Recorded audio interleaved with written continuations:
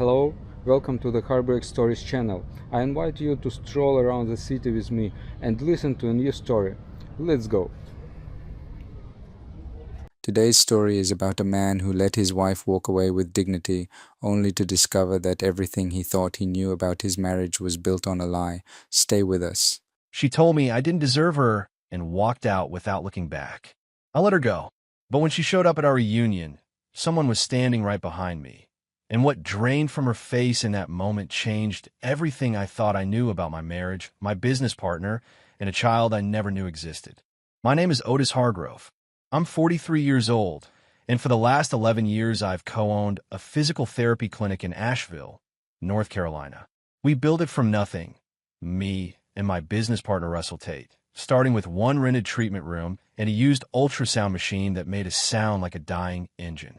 Now we have 3 locations, 12 therapists on staff, and a reputation in this town that took 15 years of early mornings to earn. I was proud of what we built. Proud the way a man gets when something he made with his own hands actually stands. I was married to Bridget Dalton for 9 years. She kept her maiden name, which I respected. She was smart, sharp, and had this way of walking into a room that made people pay attention. I used to love that about her. Somewhere along the line, I think I confused her confidence for loyalty. Looking back now, there were signs. There are always signs. The late evenings she spent on her laptop with the screen tilted just enough so I couldn't see it without obviously trying. The way she'd come home from her monthly weekend trips with her college friends. Trips I never questioned. A little quieter, a little more guarded. I told myself it was stress. She had her own career in health administration, her own pressures. I thought I was giving her space. What I was actually giving her was cover. The night she left, it wasn't dramatic. That's what I keep telling people when they ask, and the honesty of it still stings. No screaming, no dishes thrown, just Bridget standing in the kitchen doorway, her overnight bag already on her shoulder, telling me in a tone so calm it almost sounded rehearsed that she needed to go. "Otis," she said, her voice flat and measured, "I've been thinking about this for a long time." I was standing at the counter, sorting through the mail. I set down the electric bill and looked at her. "What exactly have you been thinking?"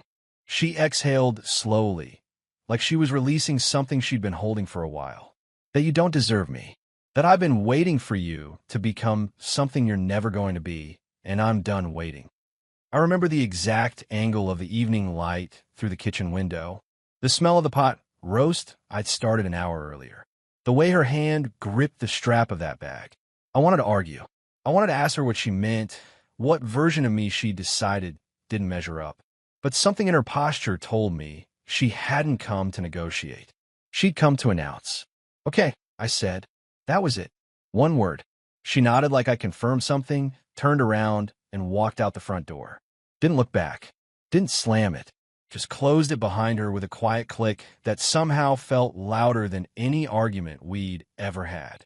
I stood in that kitchen for 10 minutes doing absolutely nothing. Then I turned off the stove, threw the pot roast in the refrigerator, and sat down at the table with a glass of water. She said I didn't deserve her, so I let her go. The weeks that followed were a slow kind of suffocation. I threw myself into the clinic. Longer hours, staff meetings I didn't need to call, spreadsheets I'd already reviewed twice. Russell was around constantly, which at the time felt like support. He checked in every few days, brought coffee to the office, asked how I was holding up. I thought he was being a good partner. What I didn't know yet was that the divorce papers Bridget's attorney filed 3 weeks after she left included a demand for 20% of the clinic's equity, a business she had never invested in, never worked in, and had no legal claim to under any reasonable reading of our situation. When my attorney called me with that detail, I went quiet for a long moment. "She wants part of the clinic," I said slowly.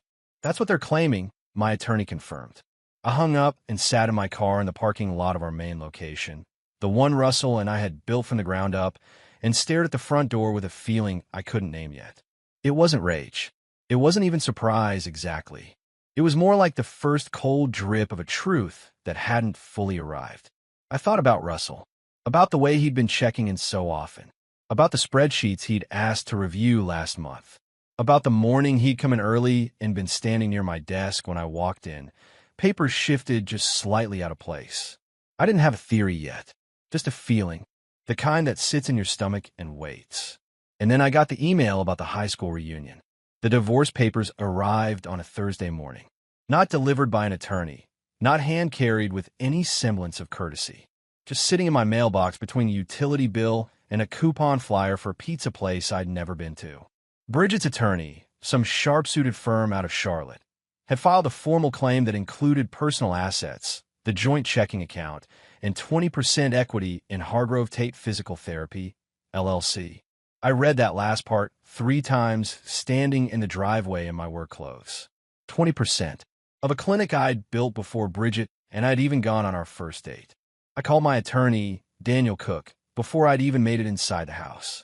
He picked up on the second ring and listened without interrupting while I walked him through it. When I finished, he was quiet for a moment. "They're going to argue she supported the household while you grew the business," he said evenly.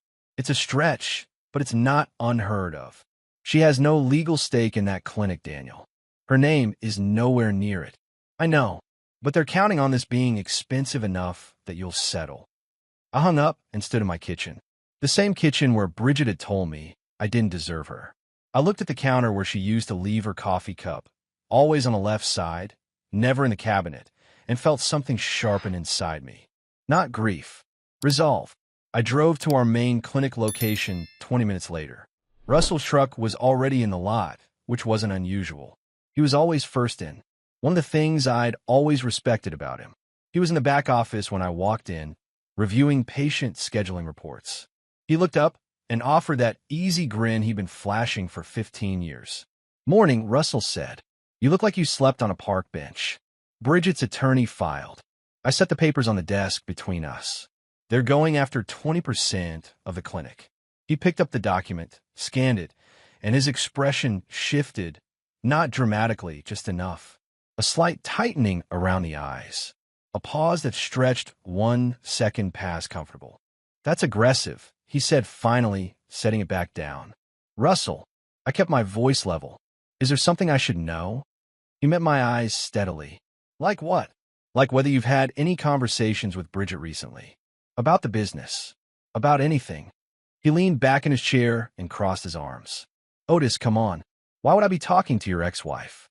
I watched him for a moment. 15 years of partnership teaches you a man's tells. The way Russell rubbed the side of his jaw when he was deflecting. The way he held eye contact just a fraction too deliberately when he was managing a conversation rather than having one. He was doing both right now. "I'm going to talk to the business attorney today," I said, gathering the papers. "I want to make sure our partnership agreement is airtight." "Of course." He nodded, the picture of reasonableness. Smart move. I left the office and sat in my car for a few minutes before starting it. I pulled out my phone and scrolled back through my calendar, not looking for anything specific, just looking. A pattern I hadn't paid attention to before started taking shape. For times in the last 3 months, Russell had requested access to our shared financial records, each time with a reasonable explanation. Audit prep, insurance renewal, refinancing projections. 4 times. I thought about Bridget's demand, about who might have given her attorney a precise enough picture of the clinic's valuation to know exactly what to ask for. 20% wasn't a random number. It was a calculated one. Somebody had done the math. I drove to Daniel Cook's office that afternoon and sat across from him with the partnership agreement and 2 years of financial disclosures spread on his desk. We went through it line by line.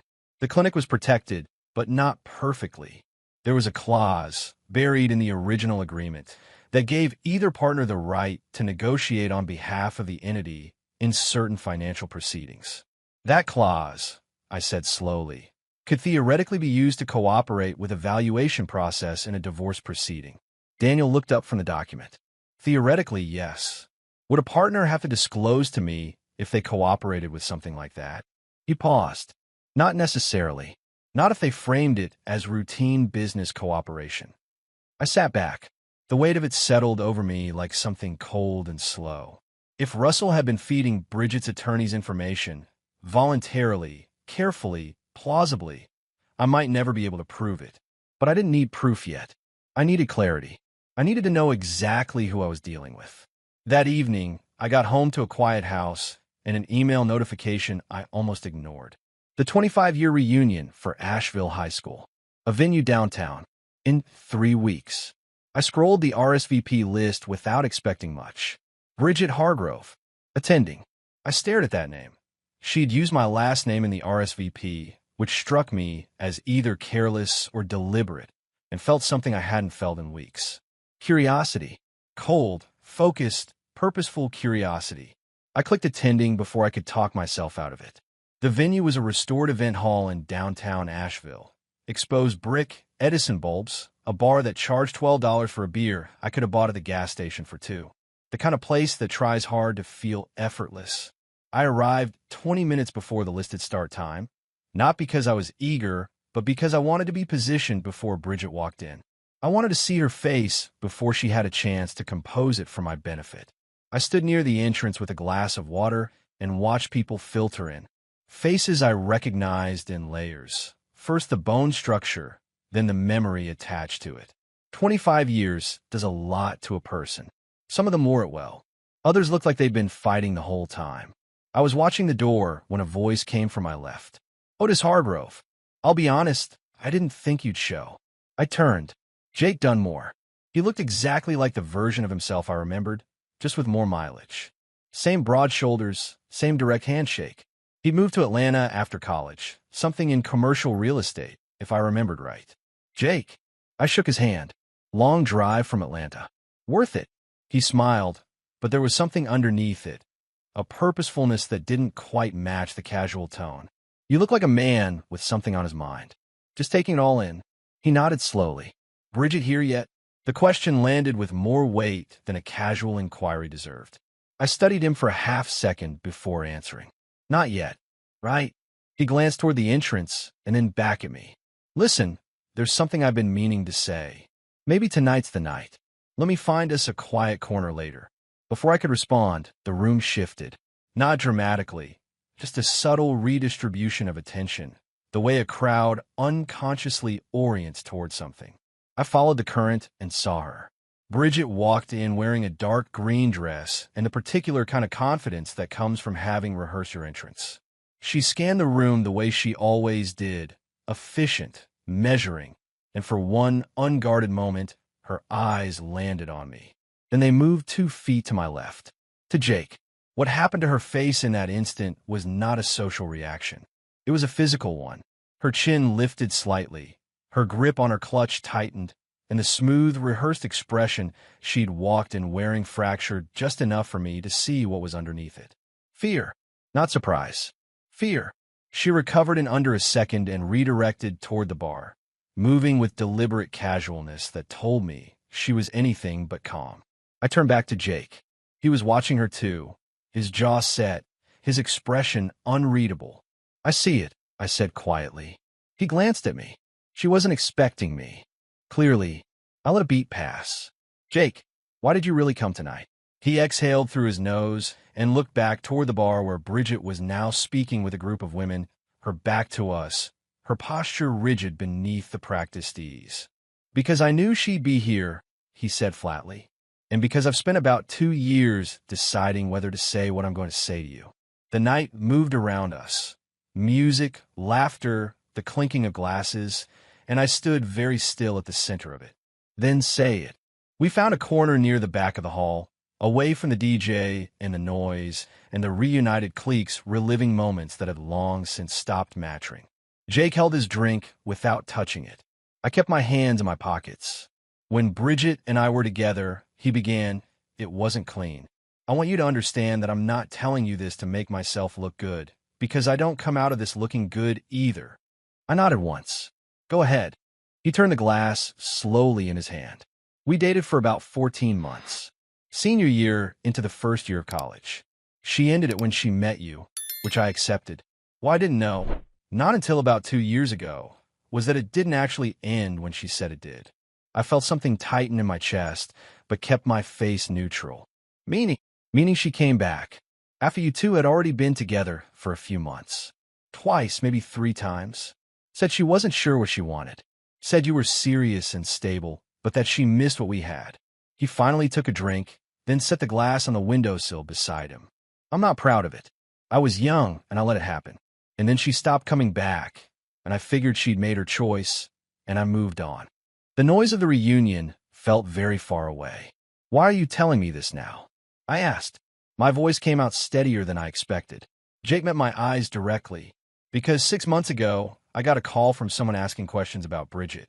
A financial inquiry, somebody doing background research. I didn't know who it was at the time, but I started asking around. Turns out it was connected to your divorce proceedings. I went very still. What kind of questions? About her character, her history, whether she had a pattern of. He paused, choosing the word carefully, selective honesty. I let that settle. Selective honesty. That was one way to put it. "Jake," I kept my voice low and even. "Is that all of it?" He looked at me for a moment, and I could see him calculating, not deceptively, but carefully, the way a man does when he's deciding how much truth the other person is actually ready for. "She talked about Stuart Cromwell," he said finally. "When she came back those times. Not by name, just someone she'd met through work. Someone she described as important." I didn't think anything of it at the time. Stuart Cromwell. The name landed like a stone dropped into still water.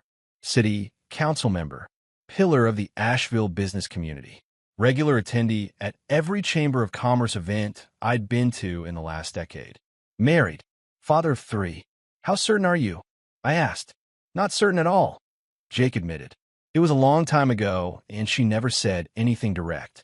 But the way she talked about him, he shook his head. It wasn't professional admiration. I stared past him at the room, full of people laughing and reminiscing and carrying on like the world was a simple, orderly place. "Thank you," I said, and I meant it without warmth, without gratitude, without anything except precision. "Thank you for telling me."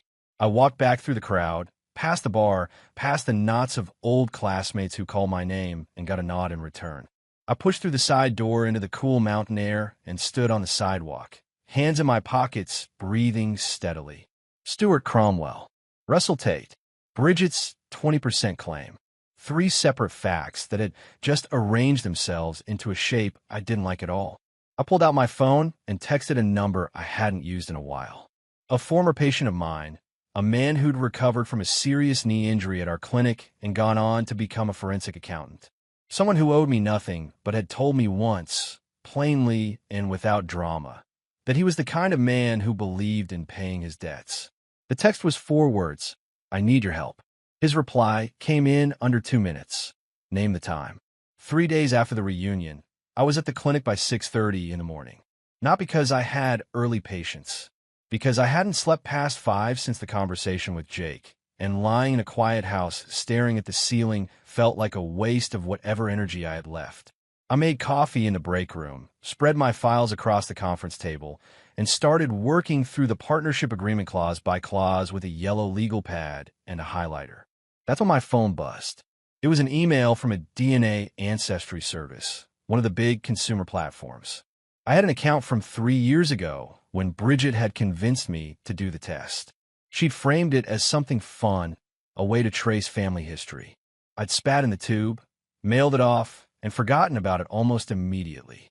The results had come back with nothing surprising. Mostly English and Irish ancestry, a scattering of Northern European. I hadn't logged into the account since. The email said I had a new DNA match. A close one. The platform's algorithm had flagged it as a first-degree or second-degree relative, a match strong enough to indicate a parent, child, or sibling. I didn't have any siblings. My parents were both gone. I set my coffee down very carefully and opened the app. The match was listed under a profile with no photo, no family tree, and a single line of self-description, searching for biological family. Born in Asheville, North Carolina. The match percentage was 47.3. I sat with that number for a long time. 47% was too high for a cousin. Too high for anything except a direct line. Parent to child, or child to parent. Born in Asheville. I thought about what Jake had told me at the reunion. About Stuart Cromwell. About Bridget's behavior during a period of our marriage I'd never fully understood. About a month, early in our second year together, when she'd been sick for weeks, Nausea she blamed on a new medication. Fatigue she explained as work stress. About the weekend, she'd driven to her sister's place in Charlotte and come back hollow-eyed and quiet in a way I hadn't known how to reach. She had told me, with tears that looked completely genuine, that we would never have biological children. She'd seen a specialist, she said. The doctor had been clear. I had held her while she cried. I had grieved alongside her. I had built my understanding of our future around that fact. I opened the match profile again. No name. No photo, just that one line and a location. My hands were steady when I picked up the phone and called Daniel Cook. My attorney. I need to add something to the divorce proceedings, I said when he picked up. I need to know if Bridget ever gave birth to a child during our marriage, and if so, what happened to that child? A pause. Otis, that's a significant. Daniel. I kept my voice level. I have a DNA match on a consumer platform that registers at 47%. A child born in Asheville with no listed family. Either someone set this up deliberately, or there's a child out there connected to me by blood. Either way, I need to know. He was quiet for 2 full seconds. I'll file a motion for medical record disclosure. It'll take a few weeks. File it today. I hung up and walked to the window overlooking the parking lot. The morning light was coming in gray and flat off the mountains. A delivery truck was pulling up across the street. Normal world. Normal Tuesday. Everything exactly as it had been an hour ago, except that the ground under my feet had shifted again, and I was starting to understand that it was going to keep shifting until I found what was buried underneath. My forensic accountant contact, a former patient named Douglas Farrell, had already been in touch the day before. He'd found irregularities in the clinic's outgoing financial communications. Specifically, 3 emails sent from Russell's account to an external address, an address that traced back to a legal services firm in Charlotte. Bridget's attorney's firm. Russell hadn't just stayed quiet. He'd actively fed them information. I drove to the clinic's second location that afternoon, where Russell was supervising a staff training session. I waited until it was over, until the room had emptied, and then I closed the door behind me and stood in the center of the room with my arms at my sides. Russell turned from the whiteboard and saw my expression. Whatever he was about to say died on his face. 3 emails, I said. Your account. Charlotte Legal Services. Bridget's attorneys. The color shifted slightly in his face. Not a dramatic change, just a draining, the way a man looks when the play he's been running gets called out loud. Otis, don't. My voice came out quieter than I expected, and somehow that made it worse. Don't explain it. Don't soften it. Just stand there and understand what you did. He set down the marker he was holding, slowly, like he was trying to appear calm and not quite managing it. It wasn't supposed to go this far, he said finally.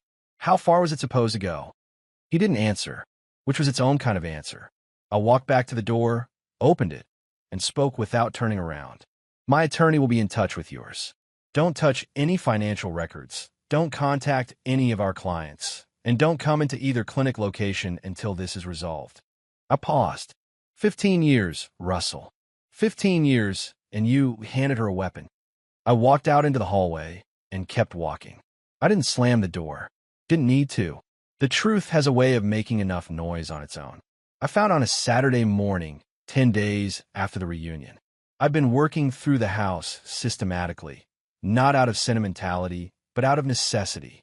My attorney had advised me to inventory joint property before the divorce proceedings advanced, and I'd been moving through each room with a clipboard and a camera on my phone, documenting everything that mattered and some things that didn't. The bedroom was last. Bridget had taken most of what she wanted in the initial move. The closet was half empty. The nightstand on her side had been cleared, but on the wall above the dresser, she'd left the framed photo we'd taken on our 3rd anniversary. A mountain overlook outside Asheville, both of us laughing at something I couldn't remember now. She'd left it the way you leave something you want the other person to have to deal with. I lifted it off the wall to photograph it. Standard black frame, glass front, the kind sold in every home goods store in America. I turned it over to note the dimensions on my clipboard. That's when I felt it, a slight unevenness in the backing board. I pressed it and heard something shift inside. The backing panel on this particular frame had a shallow, recessed lip, a design feature I'd never noticed in 3 years of looking at the thing. I pressed the corner and it popped loose. Behind the cardboard backing was a folded envelope. No stamp, no address, just a piece of correspondence that had been hidden in a frame hanging on our bedroom wall since God knows when. I stood there for a moment looking at it. Then I set the frame on the dresser and opened the envelope. The letter inside was handwritten. Bridget's handwriting. I knew every curve of it. 2 pages front and back, written in the kind of compressed, urgent script that comes from needing to get something out fast before you change your mind. It was addressed to C, not a full name, just an initial, and not the kind of letter you write to a colleague. The first lines were enough to make my jaw tighten. I keep telling myself it was one night and that it doesn't define anything. But I've been lying to myself so long, I'm not sure I know the difference anymore. Otis doesn't know. He won't know. He's the kind of man who trusts what he's told. And right now, that's the only thing keeping this from falling apart. I put the letter down on the dresser, picked it up again, read it through twice more, slowly, not missing a word. She wrote about a conference, a 2-day healthcare administration summit in Charlotte, about 18 months into our marriage. She wrote about Stuart Cromwell speaking at a panel session, about a dinner afterward, about a sequence of decisions she dressed up as accidents and then admitted weren't. She wrote about the weeks after, the nausea, the fear, the appointment she made alone and kept alone. She wrote about not knowing, and then knowing, and then making a choice she called the only one I could live with. And at the bottom of the second page, in that compressed, urgent handwriting, she had written, if I kept it, everything would have come out. So I told him we couldn't have children. He believed me. He held me while I cried about it. That's the part one can't get past. Not what I did, but the fact that he held me. I folded the letter very carefully and placed it back in the envelope. Then I sat on the edge of the bed we'd shared for 9 years, and stayed there for a while without moving. She hadn't miscarried. She'd made a choice and buried it inside a marriage and a picture frame and 11 years of curated normalcy. I thought about the DNA match on my phone. The profile with no name, no photo, just born in Asheville and 47.3%. If the child existed, and every instinct in my body said the child existed, then Bridget hadn't been entirely in control of the burial. Because DNA doesn't stay buried. It finds its way to the surface the same way water finds the lowest point. Patient, inevitable, indifferent to whatever walls you build against it. I photographed every page of the letter with my phone. Then I called Daniel Cook. The medical record motion, I said when he answered. Expedite it however you can. And add a secondary inquiry. I need to find out if a child was placed for adoption in Asheville, North Carolina, approximately 8 to 9 years ago. Connected to Bridget Dalton. Otis. His voice was careful. Are you certain you want to open this door? I looked at the frame still sitting on the dresser. At the photograph of 2 people laughing on a mountain overlook, not knowing yet all the things they didn't know. The door's already open, I said. I just finally walked through it. I didn't go looking for Stuart Cromwell. He came to me. It was a Tuesday evening, 11 days after I'd found the letter in the frame. I was in the clinic after hours, working through patient files that didn't need working through, but gave my hand something to do while my head processed everything that was still settling. The front door was locked. The parking lot was empty. So when I heard a knock at the glass, I almost didn't answer it. He was standing outside in a charcoal overcoat. No aide, no driver visible anywhere. Just a city council member standing alone under the fluorescent wash of the clinic entrance, looking like a man who had rehearsed something and was no longer sure he had the words right. I unlocked the door and held it open without stepping aside immediately. Otis Hargrove, he said. His voice was steady, but his eyes weren't. I know this is unexpected. That's one word for it. I stepped back and let him in. He didn't sit when I gestured toward the waiting area chairs. He stood in the center of the room with his hands clasped in front of him, which was either a posture of sincerity or one he'd practiced for public appearances. I couldn't tell yet which. I heard through channels that your attorney has been making inquiries, he began, about me, about Bridget, about certain events from several years ago. Your channels are reliable, I said flatly. He nodded. I want to be direct with you. Then be direct. He exhaled slowly. Bridget and I had a brief involvement approximately 8 years ago. It was during a healthcare leadership summit in Charlotte. It was wrong. It was short, and I ended it. He paused. I want you to know that I didn't know she was going to. That there were consequences I wasn't informed of until much later. She told you eventually. His jaw tightened. Yes, after the fact. After all of it. She contacted me about 2 years ago. Said there had been a child. Said the child had been placed for adoption. He looked at the floor for a moment, then back at me. She wanted money. Not a large amount.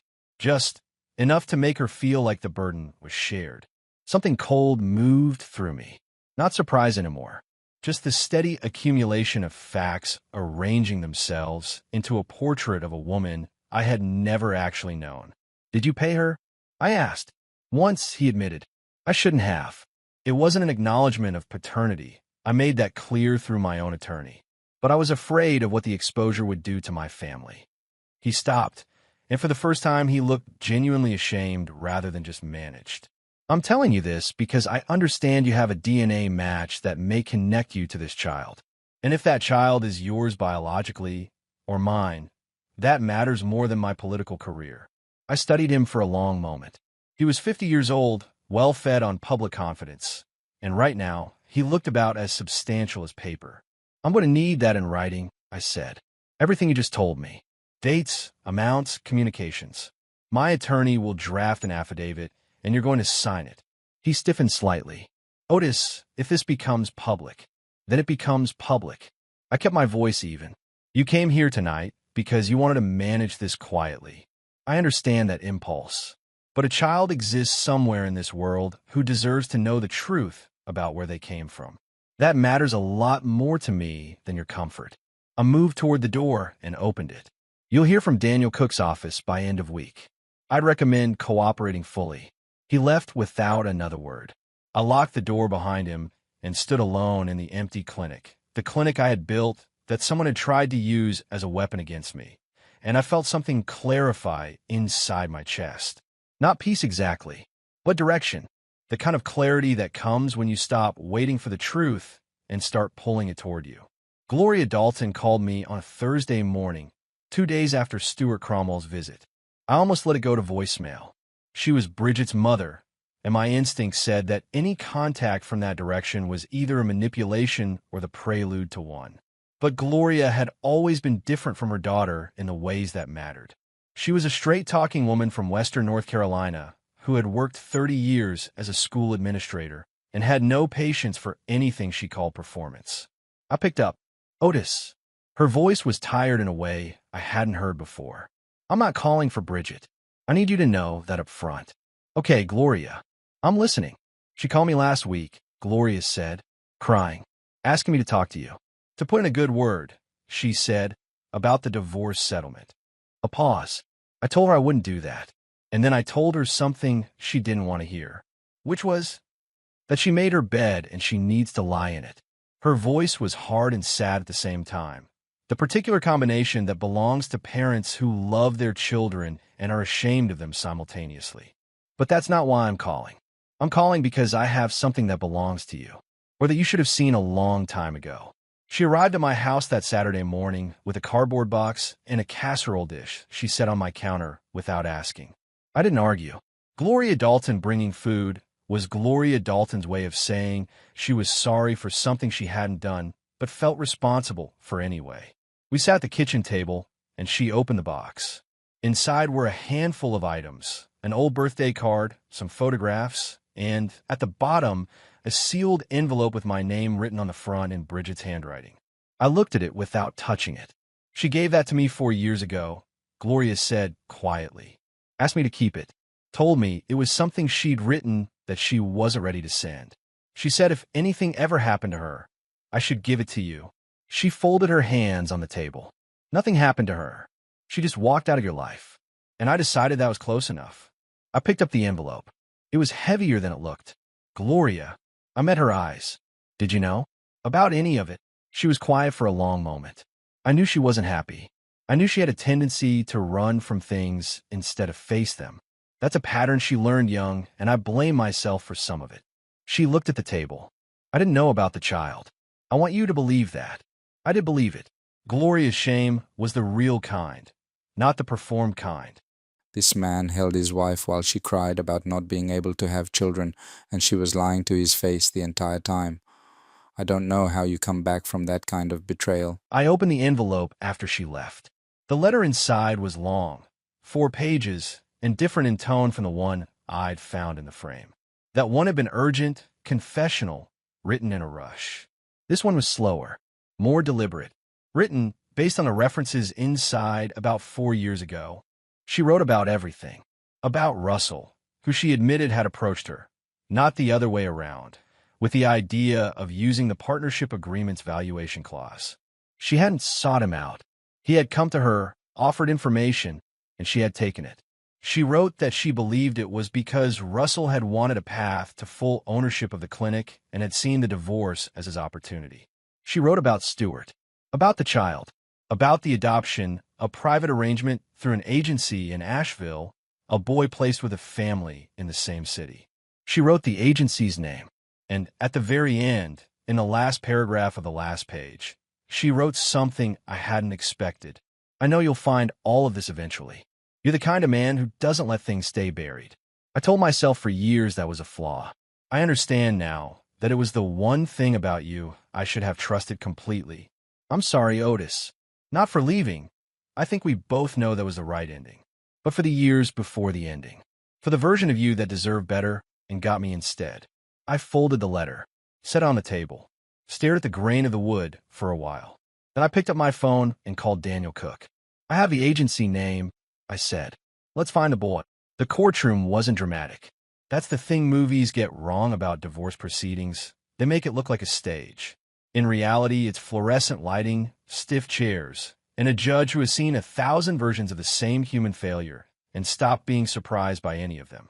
Judge Patricia Odom was in her late 50s, sharp-eyed and unhurried. She moved through the proceedings the way a surgeon moves through a procedure. No wasted motion, no unnecessary commentary. When Daniel Cook laid out our case, she listened without expression. When Bridget's attorney began his counterargument about the clinic's equity, Judge Odom held up one hand. "Counselor," she said, "before we proceed further on the business valuation claim, I'd like to address the affidavit submitted by Stuart Cromwell." Bridget's attorney paused. Across the aisle, I watched Bridget go very still. The affidavit covered everything Cromwell had told me in the clinic that Tuesday evening. The involvement, the payment she'd requested and received, the admission that she had approached him for money in exchange for silence. It didn't establish legal liability on its own, but it did something more useful in the context of a courtroom. It demolished her credibility as a claimant. Judge Odom looked over her reading glasses at Bridget's side of the room. The court takes a dim view of litigants who pursue financial claims against a spouse while simultaneously receiving undisclosed payments from a third party connected to conduct during the marriage. She set the document down. The equity claim against Hargrove Tate Physical Therapy is dismissed. Bridget's attorney started to respond. The judge looked at him once, and he stopped. The financial forensics came next. Douglas Farrell presented the email records showing Russell's communications with Bridget's legal team. 3 separate transmissions of internal clinic financial data over a 4-month period. The judge reviewed the printouts without comment, asked 2 clarifying questions about the timeline, and made a note on her legal pad. By the time we walked out of that courtroom 2 hours later, Bridget had left with nothing she'd come for. No equity, no claim against the clinic. Her attorney's fees were substantial. Her credibility in Asheville's professional community was beginning its quiet collapse, and the payment she'd extracted from Stuart Cromwell, now in the court record, had become a matter of public documentation. Outside on the courthouse steps, Daniel shook my hand. "Clean sweep," he said simply. I nodded, put on my sunglasses, and walked to my car. Clean sweep. 15 years of building something. 11 years of a marriage built on sand. And now, finally, solid ground under my feet. Russell Tate resigned from the partnership 3 days later, citing personal reasons in a letter that was so carefully worded it almost read as professional. His attorney had already been in contact with Daniel about a structured buyout, Russell offering to sell his equity stake at a reduced valuation in exchange for a clean separation and no civil litigation. I agreed to the terms. Not out of generosity, out of efficiency. I didn't need a legal battle. I needed my clinic back, whole and functioning under my name alone. Bridget tried to call me once, the week after the ruling. I let it go to voicemail. The message was 40 seconds of carefully assembled words that added up to something between an apology and an explanation and landed as neither. I deleted it without saving it and went back to what I was doing. Stuart Cromwell announced 2 months later that he would not seek re-election to the city council. The press release cited family priorities. Nobody in Asheville's professional circles seemed surprised, and nobody said what they actually knew, which is how those things tend to go. The agency in Asheville, the name Bridget had written in her letter, confirmed, through the legal process Daniel had initiated, that a private adoption had been processed approximately 8 years prior. The child was a boy. He was 8 years old now, living with an adoptive family in the same city where he'd been born. His family had registered his DNA with the Ancestry platform 18 months ago at his request, because even at 8, he'd been asking questions that deserved answers. His name was Caleb. I wasn't his biological father. The paternity testing confirmed that Stuart Cromwell was. But I was the man whose DNA was in that platform because Bridget had submitted it without my knowledge, trying to know the answer while controlling who else could find it. The cruelty of that was particular and sharp. But Caleb existed. He was asking questions. And whatever the biology said, I had played an unwitting role in the architecture of his story. I didn't pursue contact. That wasn't my place. But I did write a letter, a short one, addressed to his adoptive parents through the agency, explaining what I knew and offering to answer any questions they might have on behalf of the boy when he was older. I told them his biological father was a man who had chosen to step back from public life and who had, in the end, done the right thing on paper. What they told Caleb was their decision to make. I sealed that letter, handed it to Daniel, and drove back to the clinic.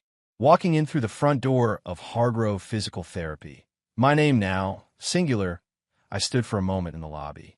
Clean floors, quiet waiting area, the faint sound of a patient working through a shoulder exercise in room 3.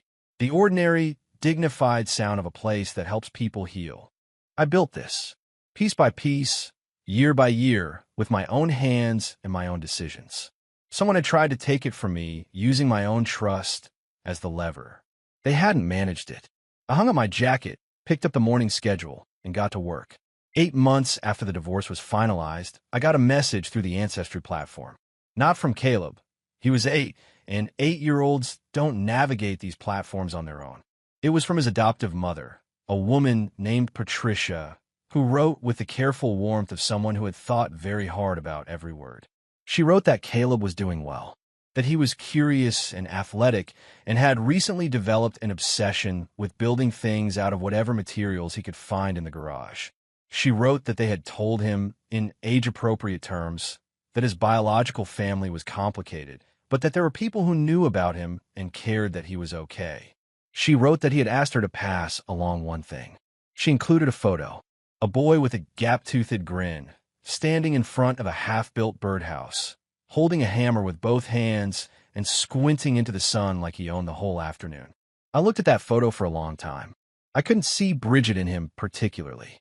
I could see someone who was just beginning to figure out who he was, which is all any of us are doing at any given point. I wrote back to Patricia, thanked her, told her Caleb looked like a kid who knew how to handle tools, which in my experience was a good sign in a person. Jake Dunmore called me around that same time to check in. We'd stayed loosely in touch since the reunion. Not close friends, but the kind of men who'd been through something adjacent together and respected each other for it. He'd testified briefly in the civil proceedings related to Russell's liability, straightforward stuff, and had handled it without complaint. "You good?" he asked. Getting there, I told him. "You? Better than I was," he said. And that felt like enough. Leanne Forsyth, quiet Leanne, who had stood near the valet stand at the reunion and heard Bridget say the words that started the unraveling, sent me a card about 3 months after the court proceedings concluded. No return address. Just a card with a mountain landscape on the front and 2 lines inside. Glad the truth found its way. Take care of yourself. Otis. I kept it on my desk at the clinic, not out of sentimentality, out of the reminder that decency still existed in people who had no particular reason to offer it. The clinic grew that year. We hired 2 additional therapists, opened a 4th location on the east side of Asheville, and landed a contract with a regional hospital network that kept us fully booked through the following spring. I worked hard, and I slept well, and I stopped looking at the left side of the kitchen counter for a coffee cup that wasn't there. I didn't look for anyone new. That wasn't a decision I made consciously. It was just how things were, and I was at peace with it. A man who has spent 11 years inside someone else's lie needs time to remember what his own truth feels like before he offers it to anybody else. I was 44 years old. I owned a business that was entirely mine. I had my name back, my work back, my footing back. And some mornings, driving in early while Asheville was still quiet and the mountains were just shapes in the gray light, I thought about a boy with a hammer and a gap-toothed grin building something in a garage. I hoped he kept building. I hoped he built things that lasted. Otis didn't chase revenge. He didn't fall apart. He just kept building his business, his life, himself.